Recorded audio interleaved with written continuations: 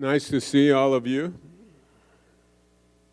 Lewis Mumford announced that America's national flower was a concrete clover leaf. CaseyJones disagreed. From film to high-tech, banking to social media, higher ed to space exploration, rap to nouvelle cuisine, American ingenuity is ubiquitous.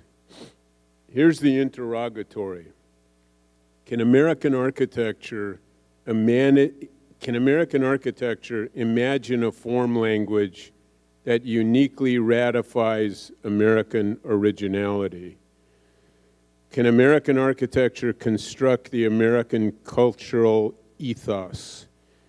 And perhaps the antithetical corollary, should it? Today in America, there is substantial debate concerning the role of government with respect to American productivity and achievement. Is government a facilitator, an instigator, or a sideline observer? Not only is the specific admixture of government and America's creative productive capacity topically current, but the definition of the built consequences of that relationship remains an open question. Here's the hill of the Acropolis in Athens. The architecture historians typically describe the route to the top as a winding freeform negotiated one pedestrian at a time. Democracy, we're told, is government one free citizen at a time.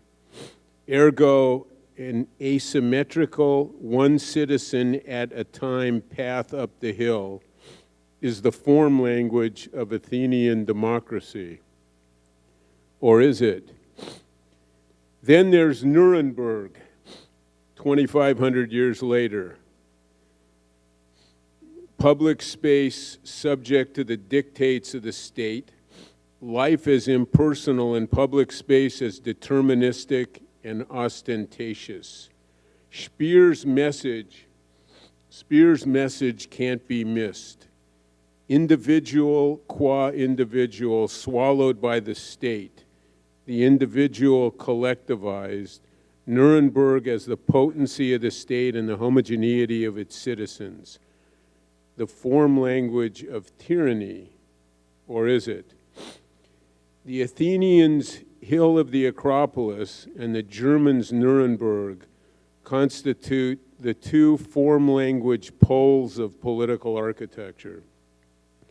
Meanwhile, in a pluralistic contemporary America loaded with contradictory prospects, can America deliver a built manifesto of that complex culture? Should American architecture produce an American epiphany as analog to the same in Athens or in Nuremberg? And by the way, who's asking? Maybe Casey and Heather. CaseyJones, Director of Design Excellence for the American State Department overseas, and Deputy Director Heather Townsend commissioned contemporary American architects to export America. And the export vehicle is architecture. Nominally, of course, Casey and Heather don't commission architects to deliver the American ethos. Rather, the assignments, superficially at least, appear more pragmatic. We have our offices and our hospitals and our consulates and our embassies and our housing. And each of those assignments arrives with the usual list of pragmatic obligations. But underneath the practical, Jesus, I need some Kleenex here. But underneath the practical and the prosaic, there's the prospect of American building symbolic associations.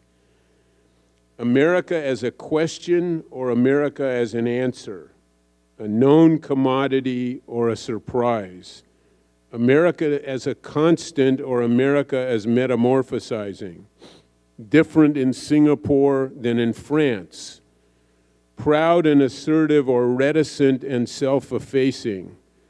Do we confirm an established philosophical premise or raise a new philosophical prospect? An ideologue's face, a familiar face, or do we obviate America's face? Is America's self-image essential, or should the perception of America by others be a consideration? And when American architects build for America and manifest American intentions, who is their constituency? Those who will utilize the project, those who simply pass it by, the American public, or the international public? Casey and Heather are asking, what should architecture in the service of America look like? Let's see if they can tell us. Please welcome CaseyJones and Heather Townsend to SCI-Arc.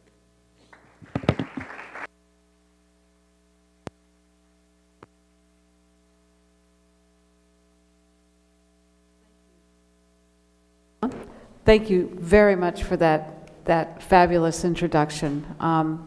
Thank you to SCI-Arc for having us here. Thank you to all of you for being here tonight. I also want to introduce three of our OBO colleagues who are in the audience: Joseph Toussaint, Nancy Wilkie, and Michael Minton. I'm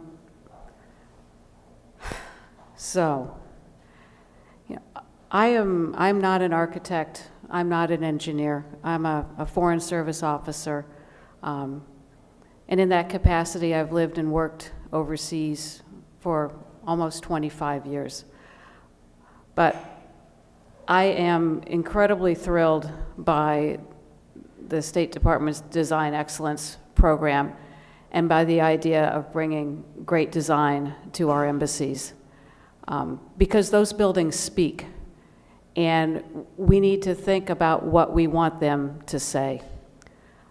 Today, maybe more than ever, certainly more than for a very long time, I think it's imperative for us to share with the world what's best about us, to share with people who we are, what we believe in, what's important, what our values are. We want to structure this not so much as a presentation, as a conversation with you all. And so before I go on, I just want to pose a couple of questions that I don't actually expect you to answer, but maybe you can just let them sort of macerate in your brain while we're talking. And one of them is, what do you think of when you think of an embassy? What comes to mind? And also, what do you think the purpose of an embassy is, or the purposes of an embassy? We want to talk a little bit about who we are, what we do, how we got where we are, what our challenge is, and why we have a need for design excellence. So I'm going to provide just a little bit of context for that. Not doing that, though. There we go. There we go. Okay, what does the Bureau of Overseas Buildings Operations do? It sounds very sort of dry and bureaucratic, but essentially what we are is we are the real estate developer, if you will, for the Department of State. If it has to do with buildings, if it has to do with land, you buy it, you sell it, we build it, we lease it, we renovate it, whatever you can think of, we do it. We are responsible for 275 missions in 190 countries. We manage about 70 million square feet of property. At any given time, we have probably $4.5 billion or more of projects under design and construction. And this says these numbers are actually a little low. in addition to buildings, we actually are responsible for the management of over 20,000 culturally significant objects, ranging from works of art to whole buildings to elements of buildings, all sorts of incredible treasures in our facilities overseas. So that's what we do in a nutshell. We have an incredible variety of buildings in our inventory, and I just want to sort of give you a sense of the breadth of what we handle. For instance, this is the consulate in Barcelona. It's our oldest consulate building. It dates from 1797. To the right is our chancery in Manila. It dates from 1940. It served in Manila. That's a beautiful building and with a lot of history. We also have, that's the ambassador's residence in Hanoi. There's a century of history in that building. It was originally used by the French colonial administrators. We received it as part of a property exchange with the government of Vietnam in 1995. And on the right is staff housing in Tokyo. So it runs the gamut. And we really need, we really need to bring great design to all parts of our inventory. So, again, just a little bit of history, several phases to that. We really begin with the adaptive phase, where we start with buildings that were not originally intended to be used as embassies or consulates, but they were adapted to that use. The Tangier legation, which was given to us by the Sultan of Morocco. In the middle is the Rome Chancery, which was the residence of the Queen Mother of Italy, Queen Margherita. So that's the Palazzo Margherita. And then on the far right is the Paris Chancery, sort of transitioning out of the adaptive phase as one of the first purpose-built embassies from 1932. If you're familiar with the movie Charade, it has a bit part in the background. It still actually looks very much the same. So transitioning out of the adaptive phase and then into the modern era, and that's really the period between the end of World War II and then the security-driven era in which we currently find ourselves.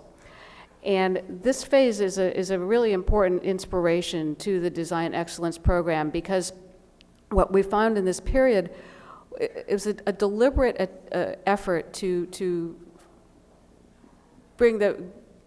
take the very best American architects and have them deliver the buildings that were meant to speak about American values and represent the very best of what America could deliver. And this was all as a counter to Soviet influence in the Cold War period. So coming out of this, we got the New Delhi Chancery. Edward Durrell Stone also did the Kennedy Center. Our current London Embassy, designed by Eero Saarinen. And then the Athens Chancery, which is designed by Walter Gropius, and which we are currently planning to renovate, and we'll talk a little bit more about that later on in the presentation. The modern era gave way to where we are now, which is really the security-driven period of our architectural history. That really began in 1983 with the bombing of the Marine Corps barracks, and again, sort of the importance of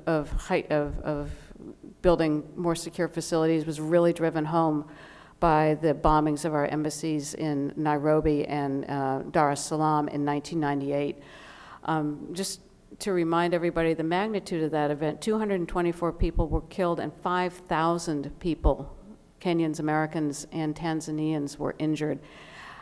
That really shook people.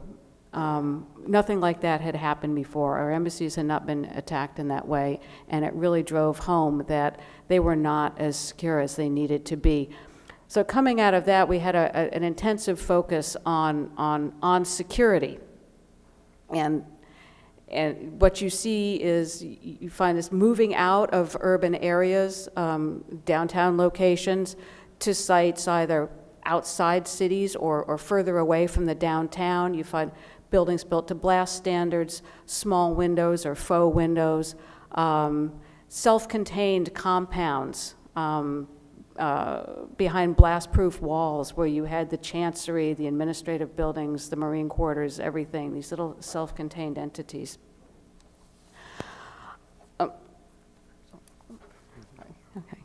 What you also got in that period was the standard embassy design, and there was a very deliberate decision made, and you know, that we needed to get people into secure facilities as quickly as we could, and you know, we built 77 embassies in a span of 10 years and moved 27,000 people into safer buildings, and you know, we can't and we should not minimize that achievement. That was very important. It was something that had to be done. But what happened in that period was there's a balance between security and between representation.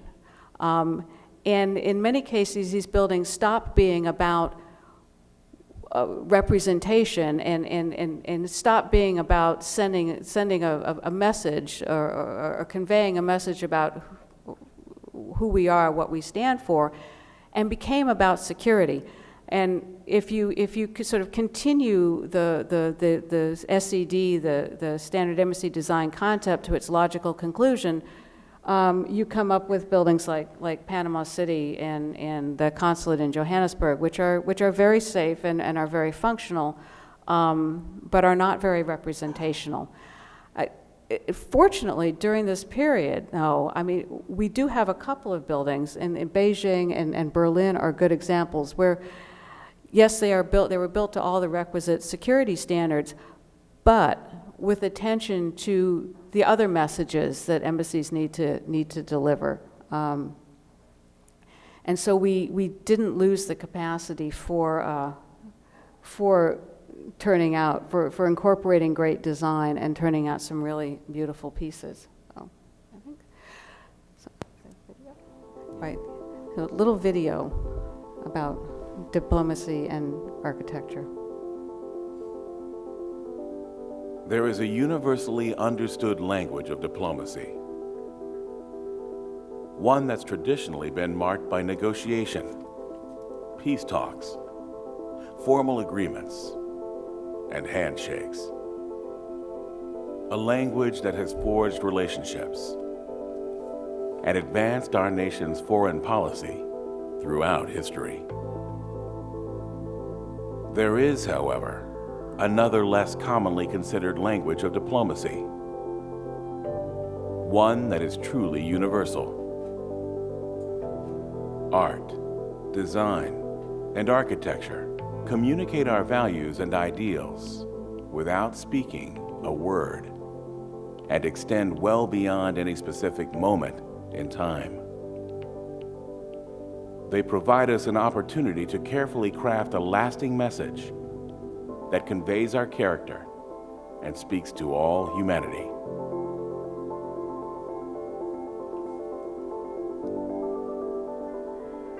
We think of architecture as diplomacy. What should our message be? It needs to convey the best of who we are. What thoughts will it inspire? The embassy is about connection. And how will it affect the world's view of America? Architecture is great at showing what society values.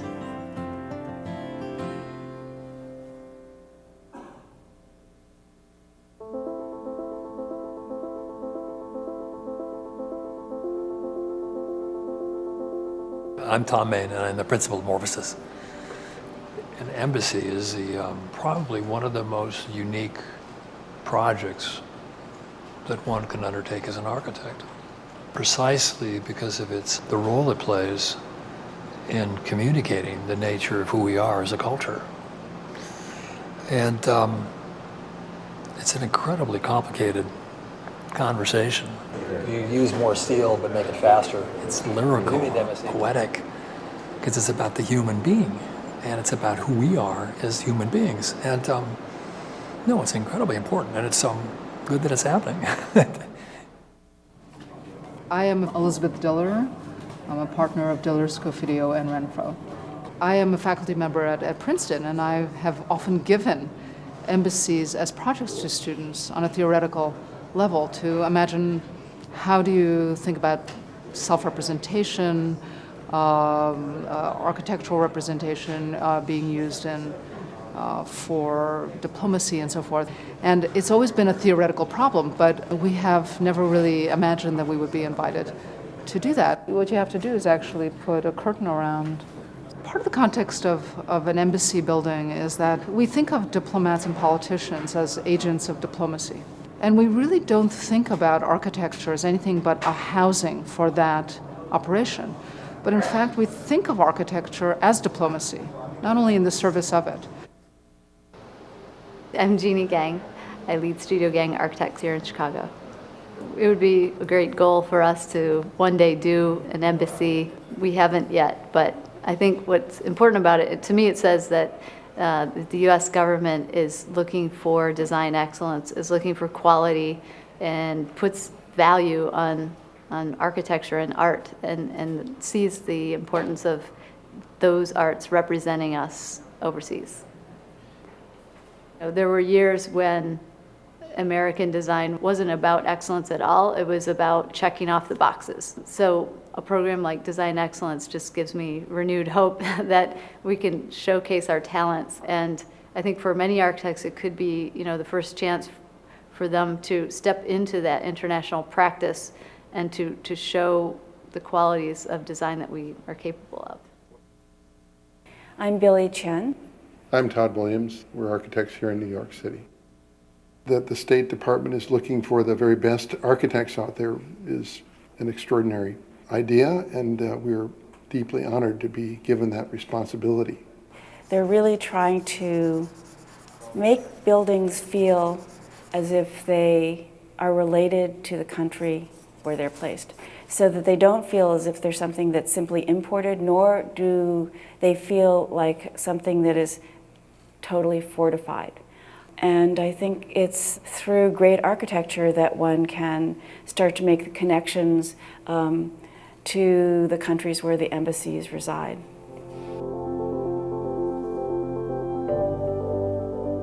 I think that all architects can appreciate security as a major concern today.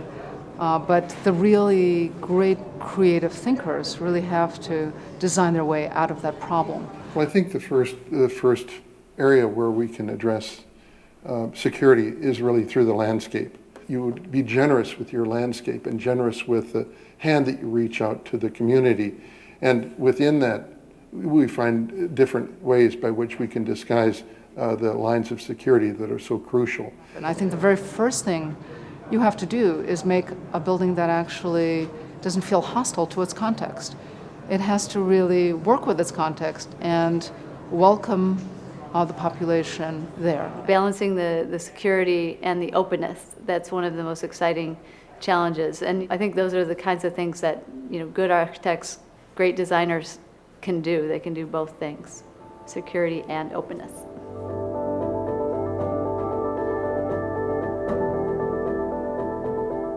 We really don't believe that architects only do buildings. We believe that architects have big ideas and could cultivate ideas at every different scale. The Embassy project is a project that even in a single building, it allows you to speak on a global level. And also understand that architecture and space actually can make a difference in policy and in politics. And it's always connected to this big volume. You are being chosen to build an institution that represents your country. And then, of course, as an expansion of that, you're able to utilize a voice, your voice, in discussing this incredibly diverse, heterogeneous, prolific thing we call the US of A. We can represent values, and architecture is great at showing what society values. Openness, transparency, permanence, things like boldly experimental buildings. Just like our democracy was boldly experimental, our buildings can still do that today and represent who we are. When we make an embassy, as we start to design an embassy, what we want to represent is that sense of optimism, and we want to make people feel as if they are welcome. We're really offering something that talks about all of the values of the United States, and I think this is an exceptional opportunity. I can't think of no project that'd be more interesting and that is available to an architect.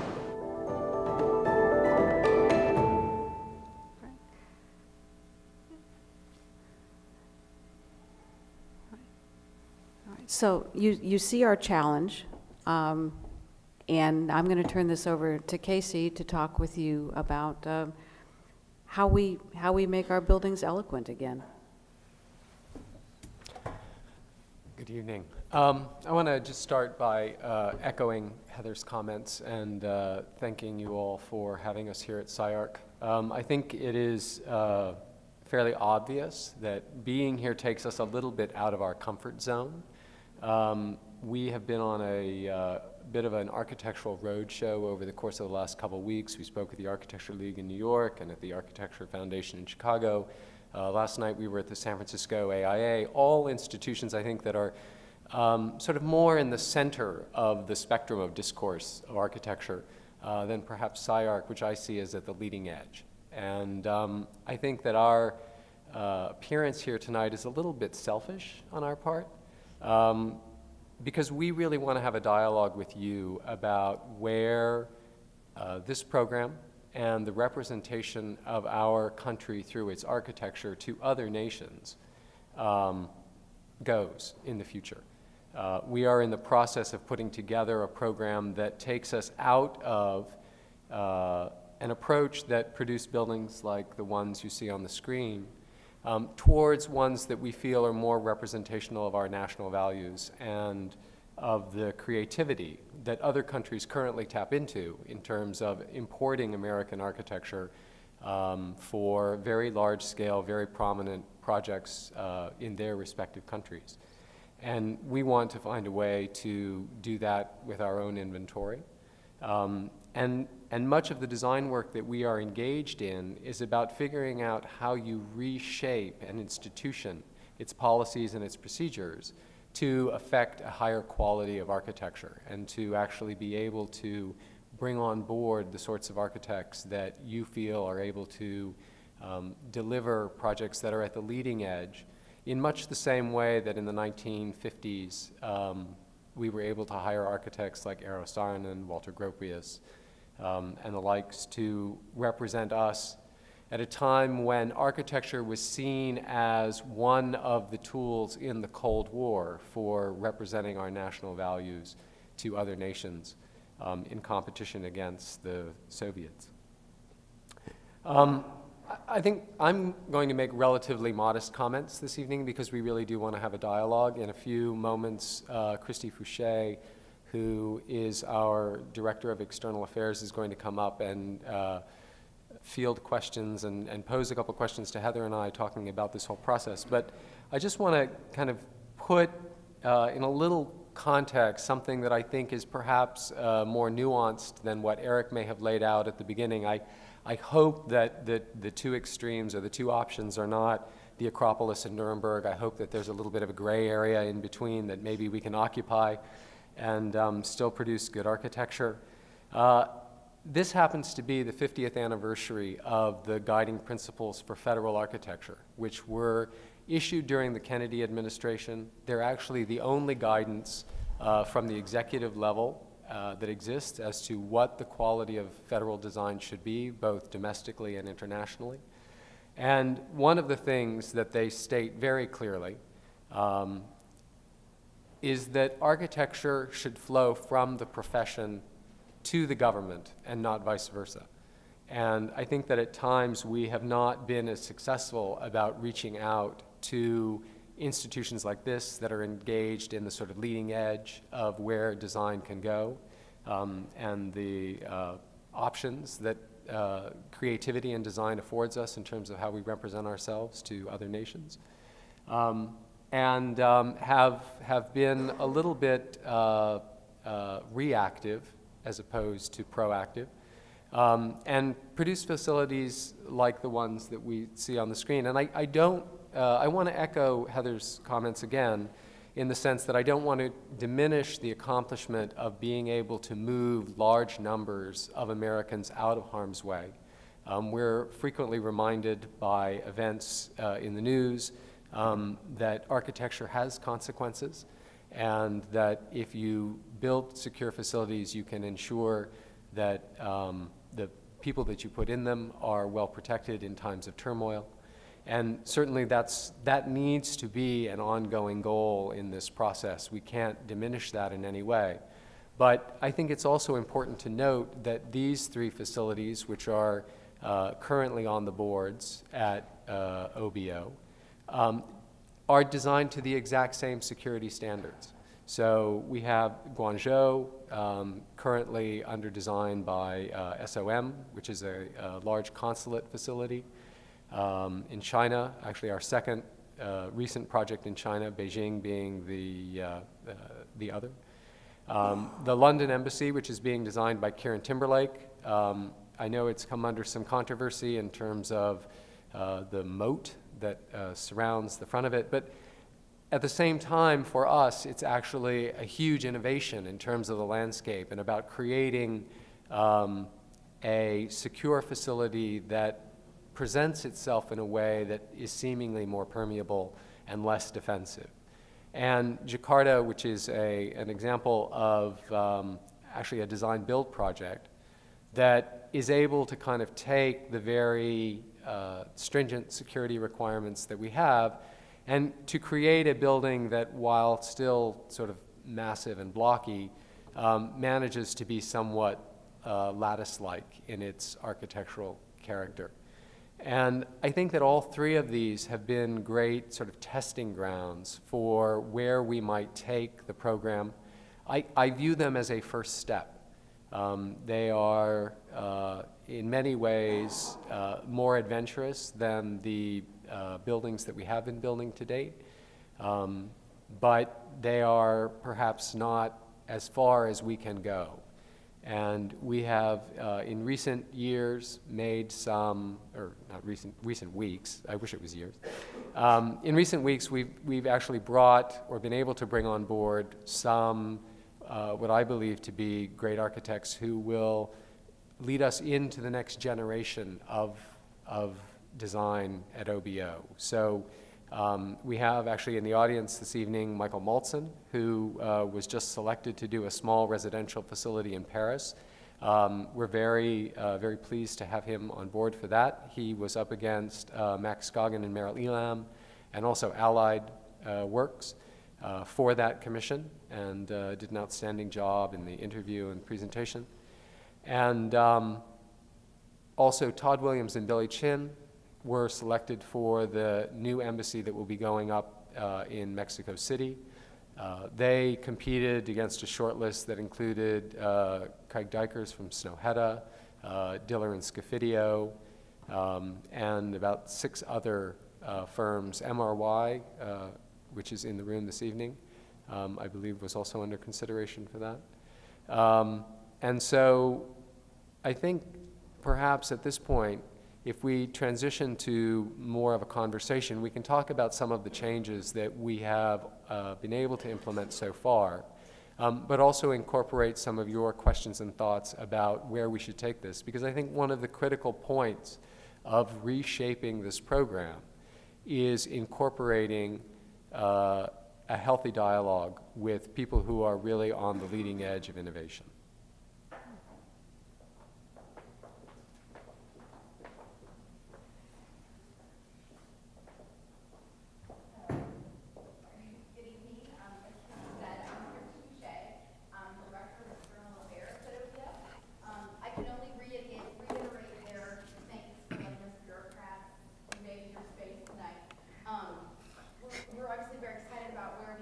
Where this program can go, and to continue the dialogue, I just have a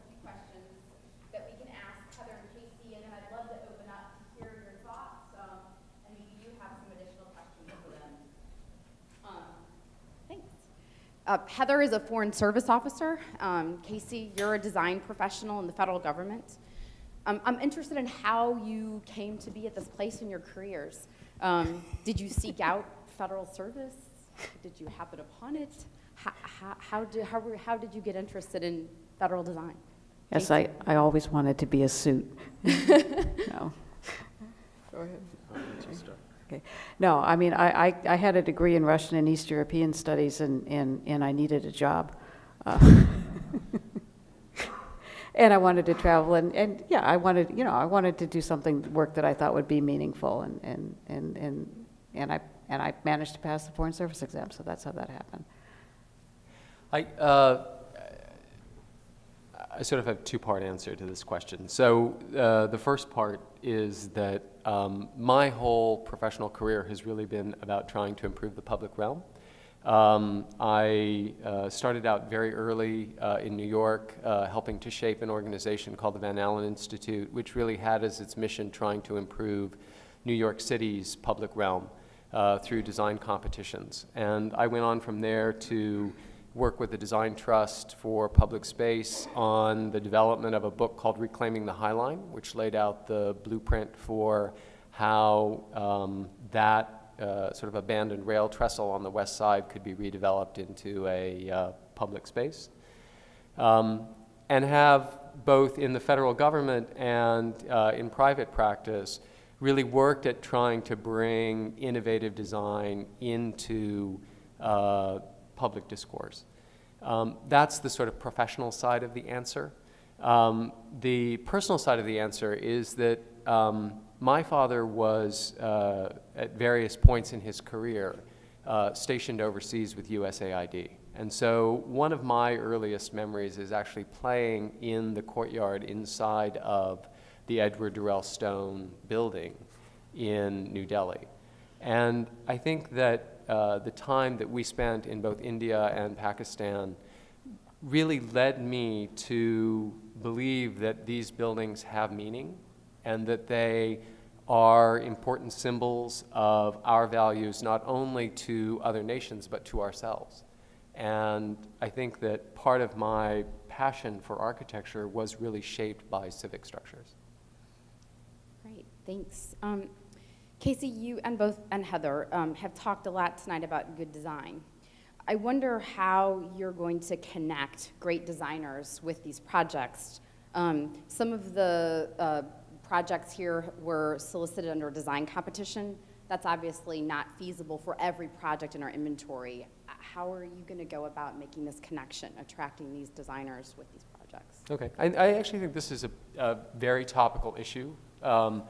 There has been a lot of debate in the profession about whether design competitions are a good thing or a bad thing. I think a couple years ago, you'll remember that Rem Koolhaas made a very public statement that he would not be participating in any more design competitions and that he thought that they were a drain on the profession as a whole.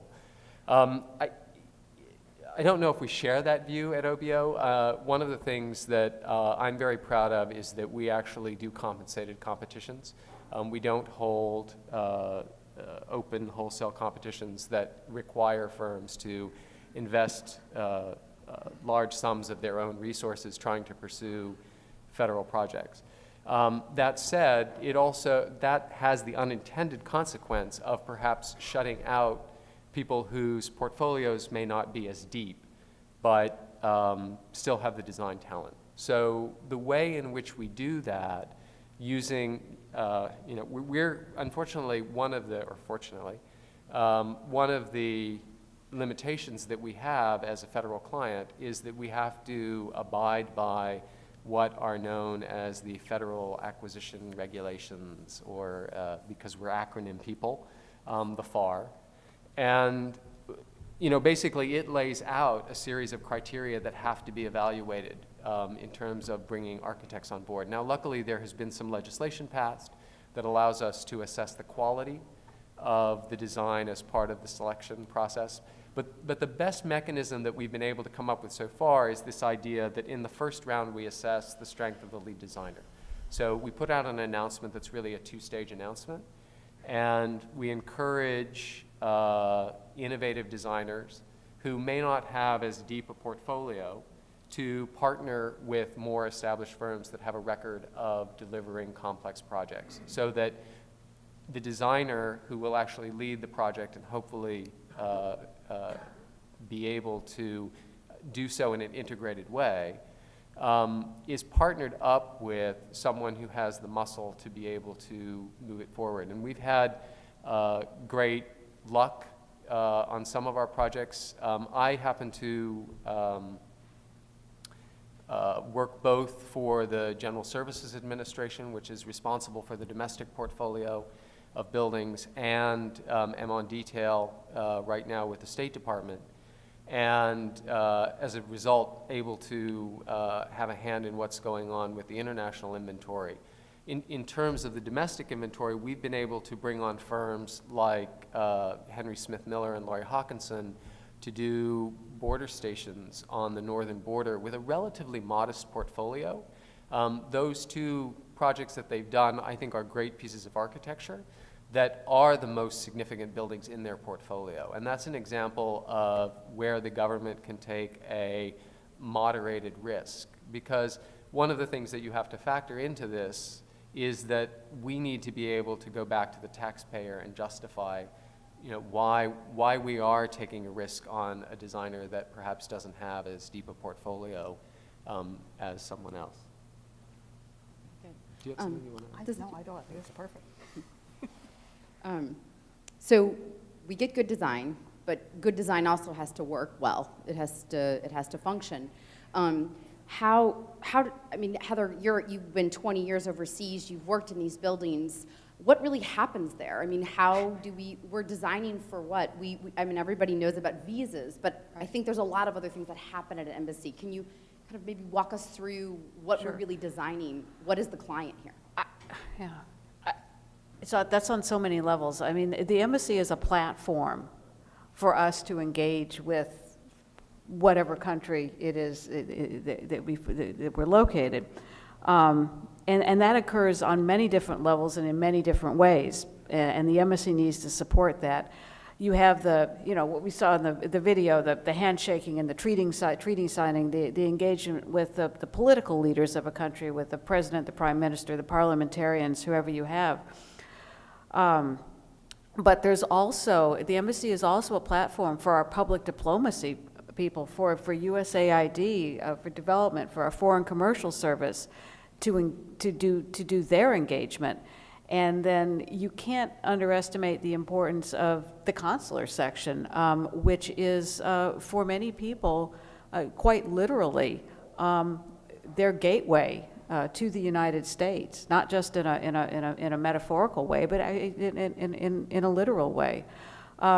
So an embassy is really woven into the fabric of a country, of a capital city, in many different ways, and interacts. We interact with people at all levels of society, from the very top to sort of the average man in the street, every day, and basically in everything we do. So you have to design for all that, to accommodate the people who are coming for visas, and the American citizens who need help, and the people who are making deliveries, and the public diplomacy events, the exhibits and the shows, and everything they do. That's all got to be taken into account. Yeah, I think I'd actually like to add something to that, just a couple points. One is that, and Heather's made this comment before, and I may be stealing a line that she'll use later on, but for many people, this is the only example of American architecture that they will ever experience. It is their gateway to the United States, quite literally.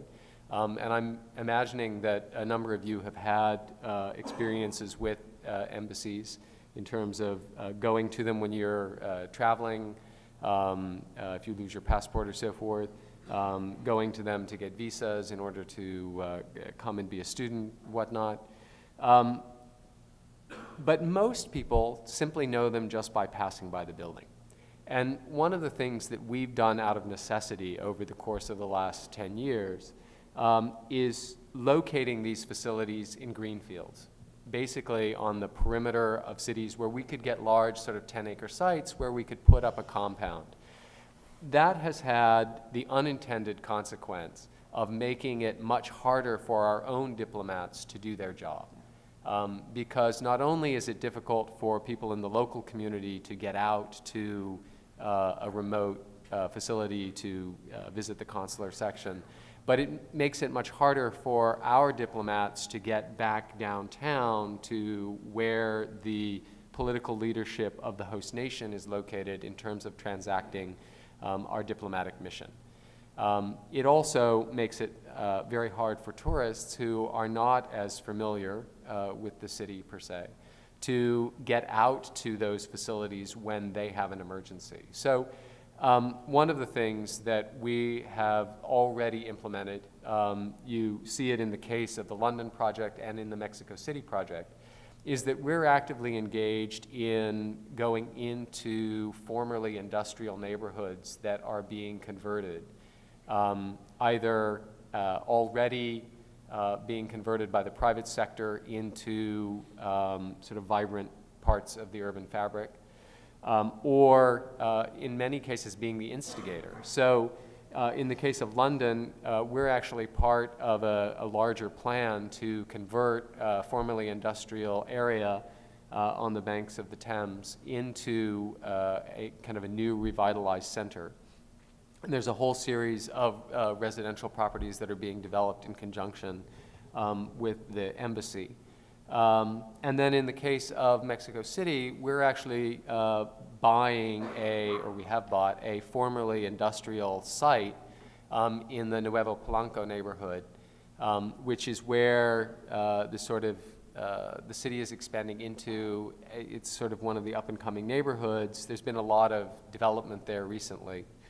And we will raise the Colgate-Palmolive plant, build the new American embassy there, and it will be sort of part of turning around a brownfield community as opposed to going out on the periphery and consuming a greenfield site. That's interesting. So you've just mentioned two examples where we're going into an area that's redeveloping. I wonder, so we're replacing the Saarinen building in London with a new building that's hoped to be a catalyst for redevelopment in the Nine Elms neighborhood. But in Athens, we mentioned that we're keeping a Gropius building and doing a major renovation. What factors into those decisions, whether you relocate or you stay and renovate a building? Well, do you want to lead that question? Well, in part, sometimes you have an opportunity that you can seize, and we had that opportunity in London. There was an area that was being redeveloped. There's also a bit of a business case looking at the Saarinen building, what it would take to renovate it as opposed to what it would take to build a new building. And then there was a security overlay issue. Because of the location, we could never really do everything we needed to do to make that building secure. In Athens, it's a little bit different, in part because there is no site available like there was in London. Yeah, I think that one of the differences between the two sites is that London, the diplomatic mission is that building in its entirety. It has virtually no setback. I actually, coincidentally, when I was a college student in London in the 80s, lived 2 blocks away from that building. And almost on a weekly basis, the street was shut down because of some bomb scare. And I think that the reality of a number of our diplomatic missions in Europe over the last couple of years has been that some temporary measures were put in place very quickly to ensure that there was some security around the embassy, and as a result, we sort of got the reputation for having a somewhat hostile face to the the neighbors host really nations. didn't like us. Yes, exactly. We were very bad neighbors. But, in the case of Athens, there's actually a compound there. And so we built on that compound. Coleman, McKinley & Wood constructed a an annex building that was built there. So there's the opportunity to move some of the program around at that location and perhaps locate more publicly accessible programs in the Chancery building by Gropius, which is on the sort of leading edge of that campus, so that the kind of more public components can be located there. I think, though, that brings up a very good point about how we deal with culturally significant properties overseas, which is that there are about 20 or 25 properties that are on what's known as the Secretary's Registry of culturally significant properties that we have a commitment to, be they because they're notable pieces of architecture or in many cases because some significant event happened there. And in the case of the Gropius building, what makes that a significant piece of architecture is actually its structural system, and the thing that has to be adapted in order to make it a fully functioning facility for us is its structural resilience. And so it is a very difficult problem for some preservationists to tackle in terms of what the right balance is in terms of the original intent, design intent of the building, and how you ensure it having the ability to function moving forward. You just mentioned culturally significant properties. I think, and I hear from a lot of people, some of the more recognizable embassies are recognizable because of the art. That's either on the outside or the inside. I think MRY's Berlin is a great example of that, Beijing as well. Obviously, art really brings these buildings to life, helps bring them to life. Heather, I know our Art and Embassies program is celebrating their 50th anniversary this year. Maybe you can talk about how they'll factor into this new program and why it's so important that they're a big piece of this. Yeah, we talk about the buildings, but the art is an integral part of bringing the buildings to life. And the State Department does have the Art and Embassies program. It has been running for 50 years, which is remarkable. And our curators, for each building that we build, our curators work with American artists and with local artists to put together permanent exhibits for those buildings that represent the best of American contemporary art, but also the best of the local art. It's some really remarkable installations that are relevant to both to America and to the host country, and some great pieces by Jeff Koons and Steinkamp and Kelly and Cave, and just amazing stuff.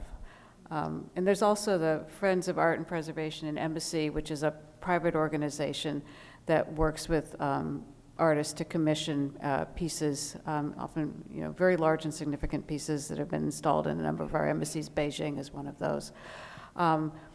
Yeah, the art is a hugely important piece of what we do. I just have one last question. I think government isn't typically thought of as an innovator. We keep talking about innovation, but how are you really going to get innovation into the program? Well, I think there are a couple ways. One, which might seem fairly modest, but actually has a tremendous impact, is that we are instituting essentially peer review at the State Department. We're actually calling them industry advisors.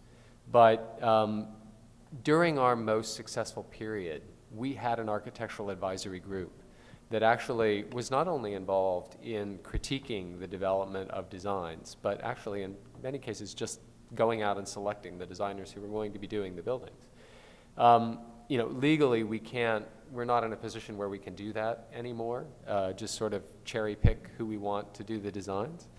But we can bring in folks like yourselves to critique the development of projects and to ensure that the design is on track and of a high quality. So what that will allow us to do is to have leaders within the design profession come in and help be a part of ensuring that these projects represent the best of our profession to the world. And we intend to do that actually starting this year. We currently have an industry advisory panel that's of a very different nature. It is comprised of 8 individuals who represent various professional organizations who come and sort of market those organizations to us. This will be a collection of individuals who are engaged in the kind of full spectrum of the building program. So construction contractors, architects, landscape architects, interior designers, real estate professionals, all sort of collectively as a resource that we can tap to bring in to critique the projects as they're being developed, and who can really, as a community, work with us to challenge us to take this program further. The other thing is that we're very open to wanting to partner with institutions like SCI-Arc and with manufacturers, and trying to find ways in which we can develop new technologies or new approaches that allow us to go beyond our current limitations and perhaps explore new ways of rethinking or coming at problems that we feel we've hit a dead end, or that we know we can go farther, but we don't actually have the resources or the ability on our own to explore them in a kind of an open format. So I think both of those are examples. I think also, getting back to the intention of this format this evening, is the idea of an exchange. So that to the degree that we can, getting good input from groups like you all in terms of what we should be doing and where we should invest our time, and ways in which we can come at the problem, so that we can go back and design those into the system, so that the system is actually set up to be innovative and proactive rather than simply reactive. Thanks, Casey and Heather. Are there questions in the audience for them about the program? Yeah.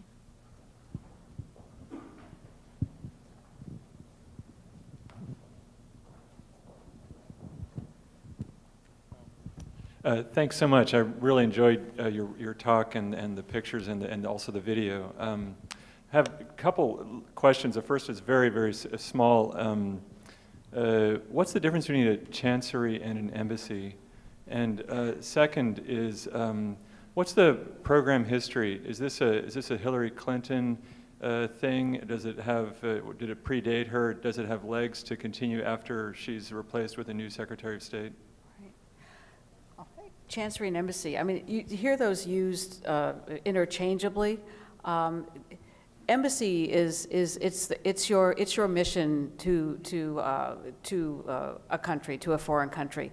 The chancery actually is the building in which you have the ambassador's office. So the main embassy building. You can often on an embassy compound, you will have the chancery, and then you'll have, say, a consular annex, maybe an administrative annex. But the chancery is the main that main building that's associated with the ambassador. All right, thanks. So it's the main. Yeah. I was guessing that. You guessed right. So. Do you want to talk about whether the program has legs? I hope the program has legs. And where it came from and its origin. And its origin. Okay. You're president. I'm a guest at the State Department. Yeah. So my role there is through the goodness of the former Commissioner of the Public Building Service, Bob Peck, and Lydia Muniz, who is the political appointee who's really been the driving vision behind this. Lydia would have been here this evening, but unfortunately some issue has come up and she wasn't able to make it. But she has really been the driving force. And in 2009, she came over to GSA and sort of presented this vision of what she wanted to accomplish at the State Department. And the two of them conspired and sort of agreed that I would help the State Department in any way that they needed. The OBO embarked at that point on, I think, what was about a 2-year series of meetings, really trying to analyze their program and figure out what was working and what wasn't working. They identified about 60 initiatives that were put forward. They issued a series of guiding principles, which at a very high level sort of talk about broad themes that might guide the organization 10, 15, 20 years into the future. And my job has really been to come in and help them implement the programs that have been scoped out and to provide guidance based on my experiences in terms of where that should go and how that should be structured. And we're, I would say, about 3/4 of the way through that process. I can speak to a couple other aspects of that, which is that there has been tremendous pressure from the outside for the State Department to change direction on these projects. It's come in primarily two forms. One is that certain members of Congress have been very vocal about the need to get more out of the federal investment. Senator Kerry has been very supportive of trying to push this program forward in terms of its design quality. And then the American Institute of Architects has also had a task force that they assembled that was comprised of both representatives from the State Department and a broad array of other professionals to try and move this forward. And those, the AIA's initiative actually, I think, predates Lydia's arrival. And certainly the conversations with the Congress are ongoing. They, as you all know, control the purse strings, and so we are always accountable to them in terms of what we're doing on projects. I can speak a little bit also to how the program has developed at the General Services Administration. Design Excellence was instituted as a program there in 1994, so during the Clinton administration. But it was strongly supported during both terms of President Bush's tenure and in the Obama administration. So it's really been something that both sides of the aisle have supported and seen as a worthwhile investment. One of the things that we've been doing at GSA is we've entered into a, what at this point is about a 1.5 year long study of federal design and what has been sort of best practices and successful examples, you know, everything ranging from the Mayor's Institute to the creation of the Design Excellence Program to looking at other countries. Britain, for example, had CABE, the Center for Architecture and Built Environment, which was very active under the previous government. We've been able to distill out of that certain lessons that we think will be universal in terms of helping all of these programs in government, not just at these two agencies, move forward.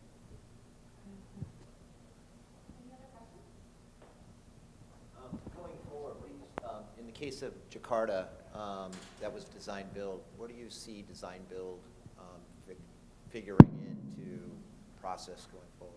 Okay.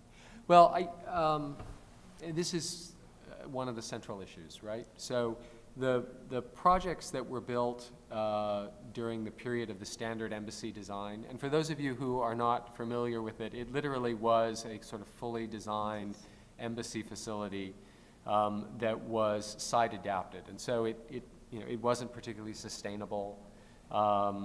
There were other aspects of it. What it did allow us to do is, as we've said, to produce a number of facilities in a very short period of time, and to the extent that we could give it some local character. But those were all executed design build, and part of the benefit there is that you get all of the money at one time to go off and do both aspects of the project. Moving forward, design build will no longer be the default. So in the case of the Mexico City project and in the case of the project that Michael Maltson's going to be doing in Paris, those are going to be traditional design bid build. And I think that one of the things that we're structuring now as part of the design excellence process is some internal determination as to which projects are best executed under which method. The reality is that we build in places where you really need the control of a design-build team in order to get the project built. In many countries, the embassy is the most sophisticated building that's being built in that country just because of the requirements that we layer onto our building. And so in those cases, we really need it. The other thing is that there are places where we just need to very quickly get facilities on the ground, and design build is the best method for that. Where we have more time, certainly we want to do design bid build.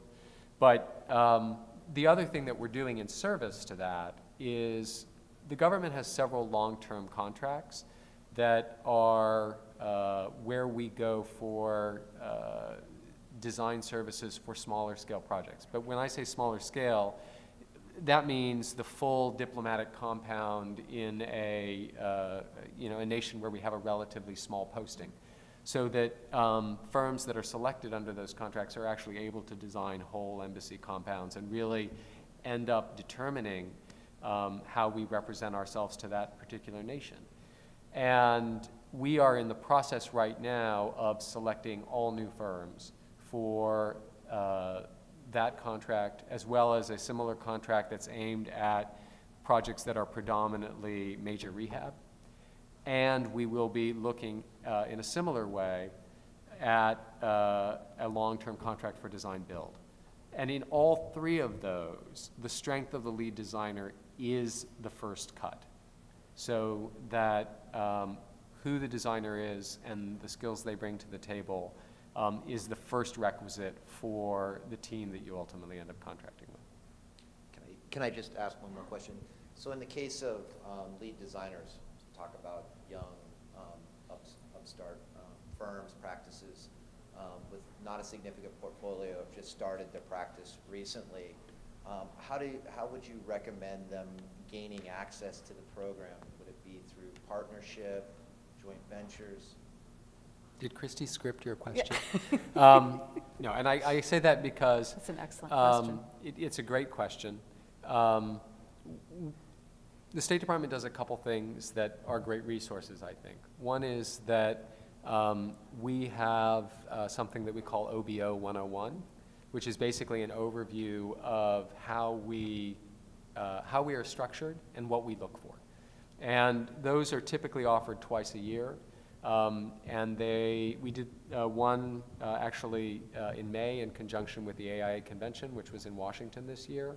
And we had about 200 or 250 architects come and listen to about a 3-hour presentation about who we are and what we look for and how we're structured. We'll have more of those, and I would encourage anyone who happens to be traveling to Washington or has a reason to be in Washington in and around that time to perhaps get that on your schedule. The other thing is that we're more than happy to sit down with any firm or any individual designer that wants to come through and learn more about us, and in turn have us learn more about them at any point in time. And Christy's the point of contact for that. And what we can't do is to make the marriage. And so, if you're an emerging designer and you're really interested in doing work for the State Department, we can't actually put you together with someone who might have more muscle than your firm has at its disposal. Unfortunately, you all have to broker those relationships yourself. It's a business decision, and the government can't be in the business of making that decision for you. I'll just add that anytime we do host the 101 Actually, twice Heather, a year. Heather wants to add. Yeah, we don't do just big embassy projects. We also do a lot of smaller projects, and Amsterdam comes to mind. We just finished something called again, because we love acronyms, it's a CAC. It's a Compound Access Control. But it's i.e. a gatehouse. i.e. a big gatehouse. It's a very complex, and in this case, a very beautiful gatehouse. So these are projects that are not as large as an embassy, but significant, involve a number of challenges, and are a good way to maybe dip dip your toes in the water and see if this is something you're interested in doing more of. Yeah, I just would add to what Casey was saying before. We obviously do those 101s twice a year, and as he said, if you're interested at other times to come and talk with us, we're happy to talk about the variety of projects that we work on. We're happy to the extent that we're able to share with you projects that we know are coming down the pipe.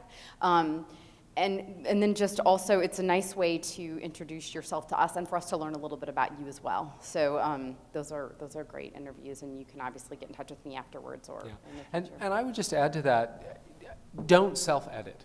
Don't assume that your work is too experimental for us. Yeah.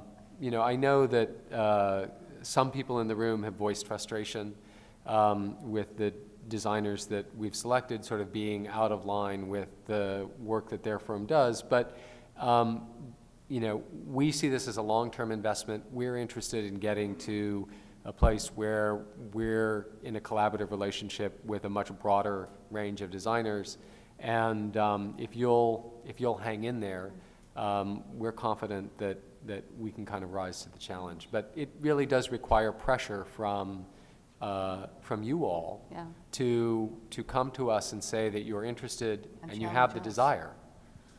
Yeah, and in addition to firms that are interested, we do have design students that reach out with ideas that we're really happy to entertain and partner with.